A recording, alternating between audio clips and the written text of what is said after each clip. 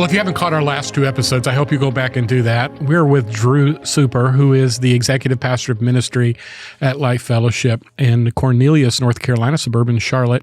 My name is Dan. I'm one of the teaching pastors at Life Charlotte. And also we're with Josh Brom, who's our executive producer and the founder and president of the Equal Rights Institute.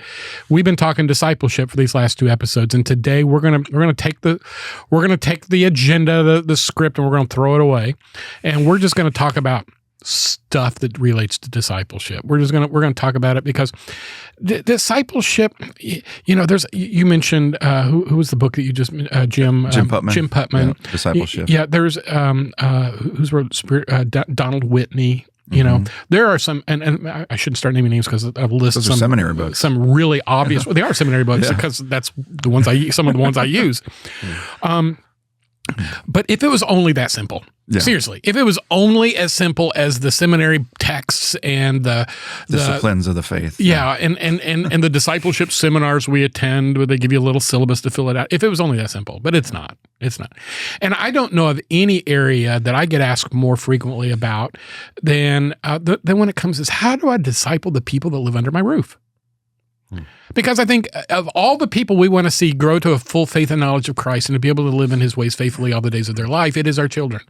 So I am get this, please try not to laugh out loud while you're listening to this, but one of my titles at the university where I teach, Liberty University, is subject matter expert for family discipleship. You see, he's laughing. This is the Dan show. Here we go. All the questions are going to Dan. So, and I start off every one of my courses. I literally teach this course between 8 and 16 times a year. And I start off, the very first post I put up for them to read is this: there is no secret sauce. There are no magic bullets. There is no preferred formula for discipling your own children. Every one of your kids are different.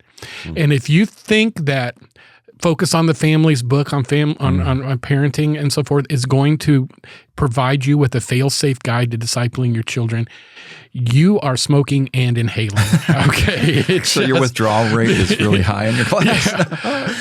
No secret sauce, no magic bullet. There are principles that I think all of us have to do. Yeah. But isn't that true in all of discipleship? Not every person I sit down with in a discipleship relationship has transformative change in their life. Nope. Sometimes we get into it, and 6 weeks later, we're not into it at all. We don't even meet anymore because they don't want to pay the price. Yeah. We didn't click, we didn't gel, or whatever.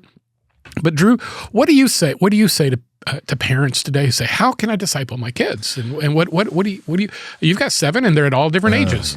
Yeah, I've had a little experience. The first thing I would say is what you said. You know, God is sovereign over your children.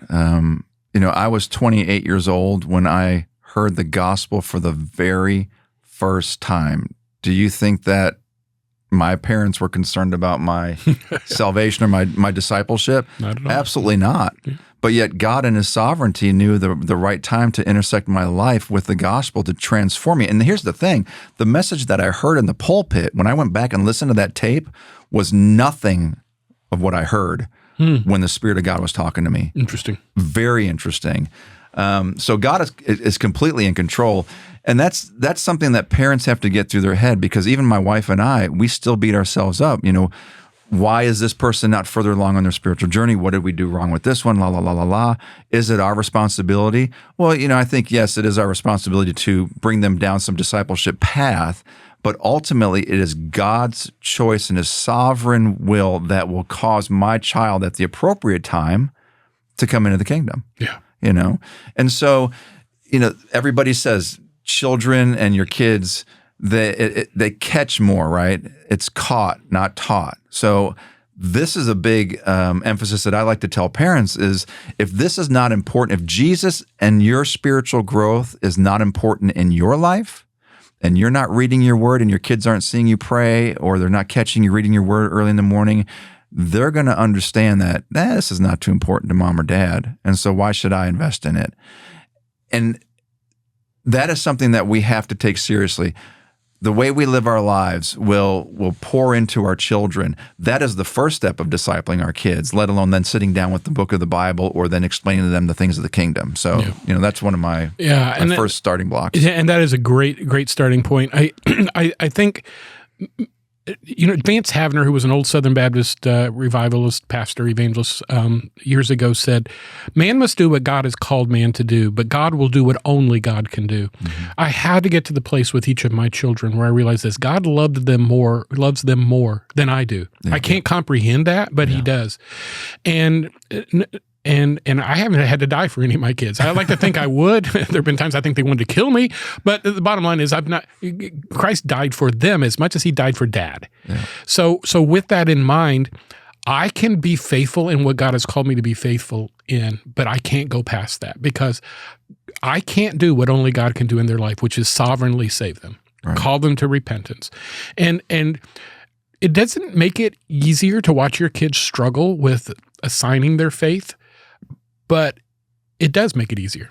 I think at some point, if you can separate yourself, but it also makes me pray more. It makes me pray more, realizing this: I've done everything I can do. Yeah. God has to do the rest. Yeah. And I would say that to our parents. The other thing I would say to our parents is this: look for partners, but not proxies. Mm.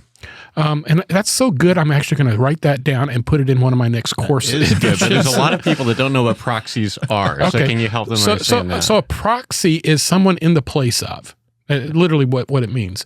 So there's a lot of people who think I'm going to disciple my kids if I send them to church, if I make sure that they're youth activities, if I send them to a Christian school, that these people will disciple my children on my behalf. Yeah. And they will teach them what they need to know about God and the Bible. And to some extent, they can be successful. They can give them this head knowledge that they need. But they're not their kids. They're just presences in their life.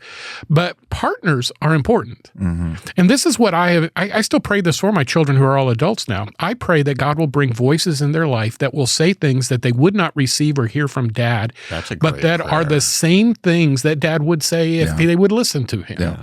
And so I look better, or wiser, which isn't a big leap. But to have God bring key partners into the lives of my children, even as adults, is a blessing to me. And in fact, my daughter and her husband go to a church in Wisconsin, Oshkosh area. There's a pastor there who's not even the same denomination I am. He's evangelical free, which doesn't matter one way or the other. He's a brother and follows Christ and so forth.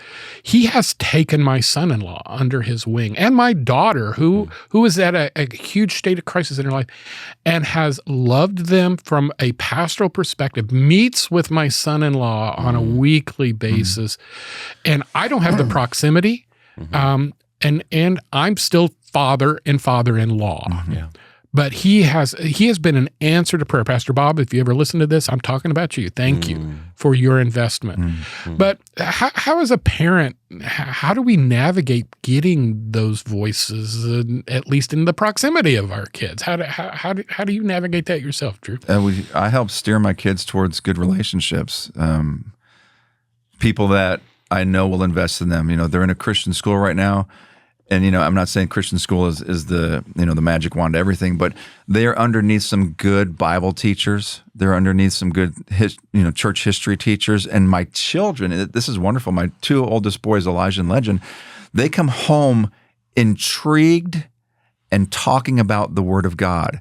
Where I used to sit across the table from them and teach them, and they're like, looking at their watches, wanting to get out of there because it's Dad. Mm-hmm. At some point when your children begin to mature, sitting at the table with your 14, 15, 16-year-old, it's not the same as when they were 5, 6, 7, and 8. No. They don't want to listen. They don't want to talk. They want to go.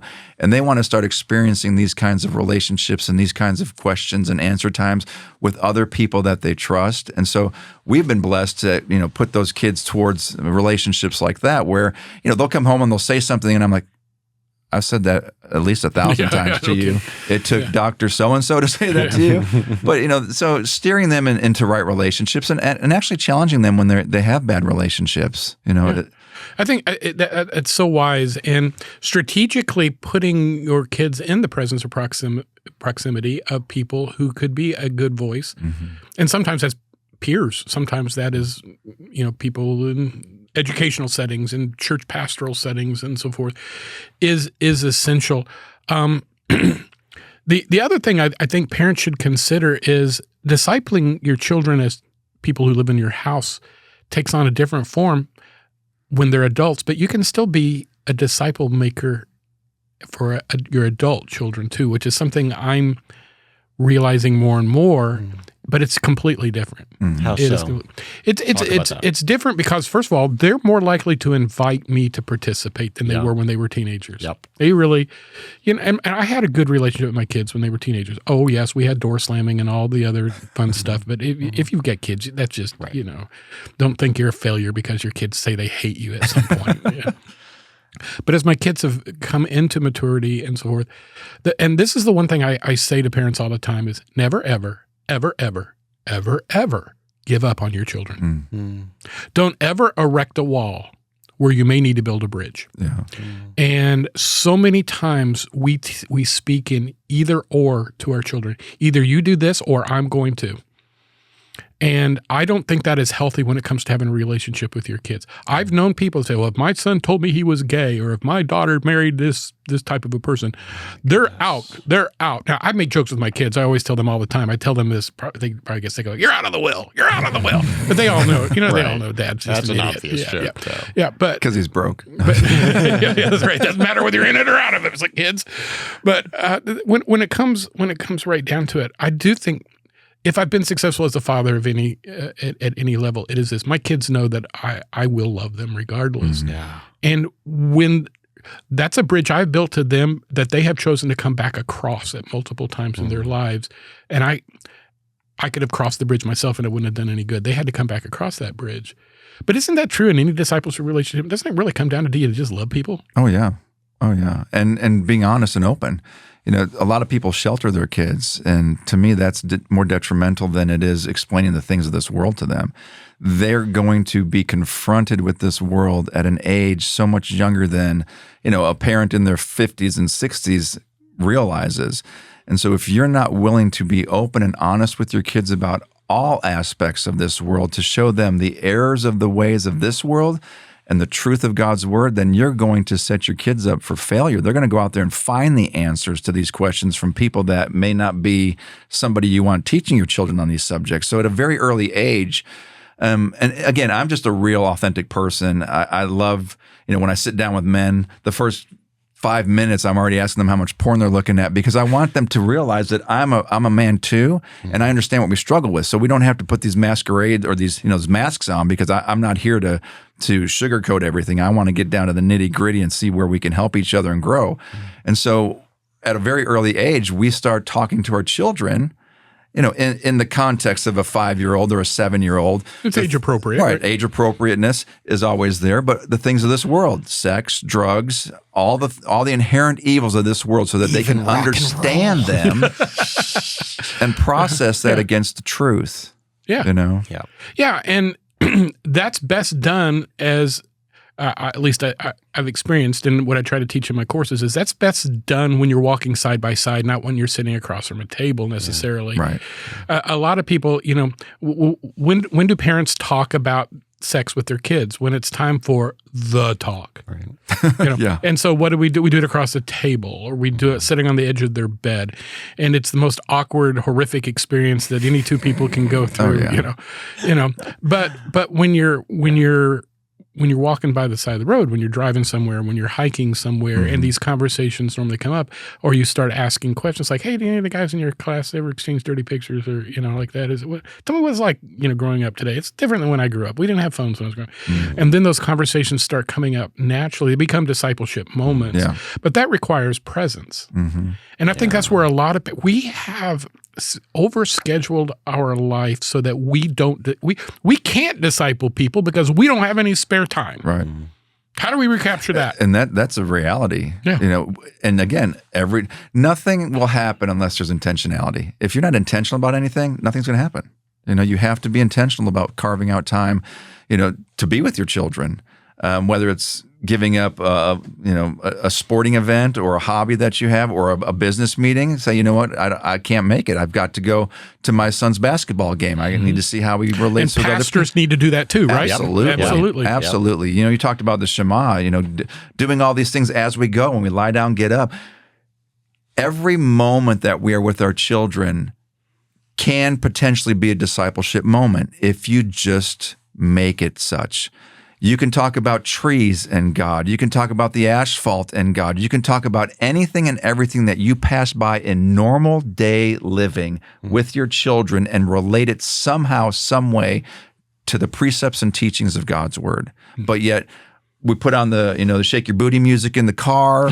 We're not really talking to our kids. We want them to shut up in the back. We throw our phone to them, the iPad to them. And these are, I'm not perfect. These are things that I wrestle with as well. When I walk home and I see my 2 young children with their face, 3 inches from an iPhone playing Roblox or something, I'm like, what the heck? But it takes intentionality to go over there and make a discipleship moment, or just get to know, just talk with them. Yeah. How many minutes of meaningful conversation do we have a day with our children? What's the average? 3.5? Yeah. It's low. Yeah. And sometimes the thing that they're listening to can be a pathway. I mean, it's like one of my sons is really into the Markiplier podcast, the Distractables podcast, which is apparently a really popular podcast among young people. But what's cool is that like this guy, Markiplier, is like a really famous internet YouTube type person, has some things in common with me, really into philosophy and stuff. And so like now I get to listen to philosophy episodes with William, and we'll pause them and we'll talk about them, or like sometimes I'm name dropping things and showing off. But like we're getting the chance, like we're talking about like deep stuff just by starting with sort of a silly or sometimes silly podcast, but where they're talking about deep stuff. It's like, hey, here's like a connection point that we got. But I've got this question. This might take us to the end. How do we avoid being those Christian parents who we all know this has happened, who are trying so hard to do this well, but unintentionally, as a result of some of their own choices, are those parents who have pushed their kids away from the capital C church by the time that they've turned 18? While you're thinking of an answer, I'm going to give one answer because it relates to something that you said that triggered me a while ago. Parents should never underestimate the power of affirming their kids' right decisions. Or their exploration. This was true in my home, both as a child with my father in particular, but I think it was true of me as well. I'm a critical thinker. I'm a black and white kind of guy. I had absolutely no problem telling my children where they did not meet the mark. I had no problem at all warning them against every boogeyman I ever saw approaching them. But when it came time to affirming good choices, deep thinking, substantive questions, I often went oddly silent. I know some people did that because I don't want my kid to be cocky. I don't want my kid to be arrogant. I don't want my kid to be pride-filled. No, living in my house, there was no danger of that happening because I would have knocked it right out of you because that's my human nature, as disgusting as it is to say that out loud. That's it. Speaking life, and I hate this term, it is so New Agey and so Pentecostal, but speaking life over your children, there's a concept there that I can tell you the nicest things anybody in my life over the course of my adult life or child life ever said to me. Whether they liked a shirt. My mom once told me I had really broad shoulders. I don't have broad shoulders. But 60 years removed, or not 60, 50 years removed, I remember that, hey, remember that time my mom said I had broad shoulders? Right. She tried to get me to carry a box or something like that, but I remember that it affirmed me. When my mom told me, Dan, I don't know whether you realize this or not, but you really have a gift for writing. What did I do? I started entering contests. We often are so fast to trash our kids' best efforts with what they didn't do that we never see what they do. And if I could rewind my life for the last 36 years and start over with my kids, I would be their biggest cheerleader because everybody on the planet is trying to knock everybody else down. So that's my I totally agree with that. Point. Totally agree with that because I am one to not affirm my children because they haven't done it the way that I would have done it. You know? But yet they did such a good job at what they were trying to do. I was always like, but you could have. And, Dan, you're so right. I remember the things that I was affirmed in my life by my mother. My father was, not in my life for many years, almost 2 decades. But my mother, everything I did, she just would just ooze these wonderful accolades to me. She's like, "Oh, wonderful job. You did such a good job. That was so awesome. I'm so proud of you." No matter what I did, I could have spilled paint on the floor. She would have said, "Wow, look at that wonderful shape you made with that paint on the garage floor. Now let's find some paper towel and clean it up." But I remember those things so much more than, all the negativity. But if we're always negative to our children and we're always expecting them to be perfect, man, we are going to push them away, far away. Yeah. But it's never too late to stop that negativity and start re-engaging with the affirmation that children need. They are, going through those times of wanting to be important, to be somebody that's of value and of worth, and they want to be somebody that is succeeding in their parents' eyes. If anybody they want accolades from, it's mom and dad. Those are the things that resonate with the children. Yeah. And I forget that. Just, I wish I could hit the rewind button, take back all the times I was critical and yelled and, why'd you do this instead of that? And treat us like. And the sad thing too is we're very prone to repeating the same mistakes that our parents made with us when our kids. Yes. And this is exactly how my father was with us. Everything was but you could have, or you should have. Why didn't you? It's like, gosh. Yeah. And there are times when our kids need scolded. There are times when they say, oh yeah, that was a boneheaded trick. But I'm reminded of Jesus when he's addressing the 7 churches in Revelations 2 and 3.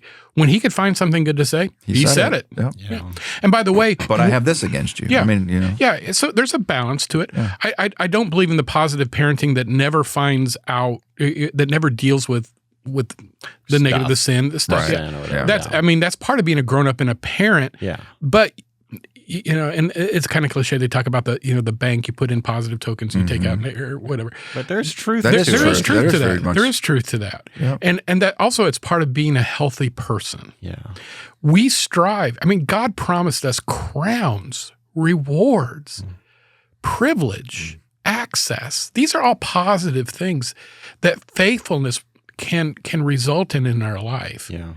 There is no condemnation to those who are in Christ Jesus. Yep. Yeah. And yet I think sometimes our homes are so filled with condemnation because they don't meet what you said. Yeah. My expectations. And yet my kids are as different from me as it can possibly be. So kids, if you're listening to this, I'm sorry. and that's the thing. Our kids are different than us, but they have our DNA in them. But we need to join them in their world at some point as well. If your kids are into some video gaming or podcasting, join them in that. I've had to learn Pokemon recently. Oh my goodness. I've got something to play with my youngest son because I've never been into Pokemon. I've never cared at all. Now I know about Charizard and Celebi and all these different cards that I need to collect so I can play with him and have him beat my butt over and over. But that's the kind of I've got a potential discipleship moment story that I can throw out kind of as we close because I imagine this is going to be one of the moments that my son hopefully remembers and will be really helpful to him. So I'm not going to do the names, but I've got 2 sons who have been having a very different kind of relationship with God. One is just very much on track and everything's kind of good with God. And I've got another son who's very more just kind of open-minded and exploring and very rational, just trying to kind of figure out all the things. And we're just kind of encouraging that. And my one son, the one who's let's call him the Christian son, came to me freaked out about his brother because they were having this conversation and his brother was saying well, I don't know who's the right God. Maybe Jesus, maybe Zeus. I don't know. There's a bunch of options or whatever. And he was freaking out. Dad, you need to fix him. You need we need intervention, get him on the couch, literally kind of a thing. And I'm just okay, first of all, I don't want you trying to disciple my you're not ready for that. But also look, yes, there are reasons why I don't believe in Zeus. I think if we're comparing all the different possibilities, Zeus has kind of some of the least explanatory power compared to some of the other religions. But we are going to encourage this. It is good for people to be for him to feel safe to ask, I don't know, I want to figure out, is it this? Is it this? Is it this? We are not going to come down on that or be that's a bad thing. This is a good thing. And I can trust that truth's going to win, and I'll be there. And like, let's answer those questions. Let's talk about that. But if I came in all freaked out, how dare you be reading about Greek gods right now? You then little infidel. we're not going to be able to talk about that later. So it's like, so that was kind of like, okay, here is how we're going to do these conversations here. We can talk about anything. There is no question off limits, and those questions might make you kind of uncomfortable. And maybe at some points we're going to be talking about whether or not Greek gods maybe exist. Yeah, it's a safe environment that you've created, and that's essential to discipleship. There is no such thing as a bad conversation when the questions are posed correctly, with respect. That's good. They were really, really important. Well, folks, thanks again for listening to us at Life Talks. We always enjoy our conversations. I hope you do. I learn. I'm so glad, Drew. Thank you for being here. I may take over the podcasting now. Ooh, you come right on. Competition. No, but I do want you to feel comfortable in suggesting ideas. I want you to dialogue with us. Tell us where you think we're crazy, and tell us where you think, hey, we need more of that. Because this is a unique environment that allows us to meet you in a place that's different than a sanctuary.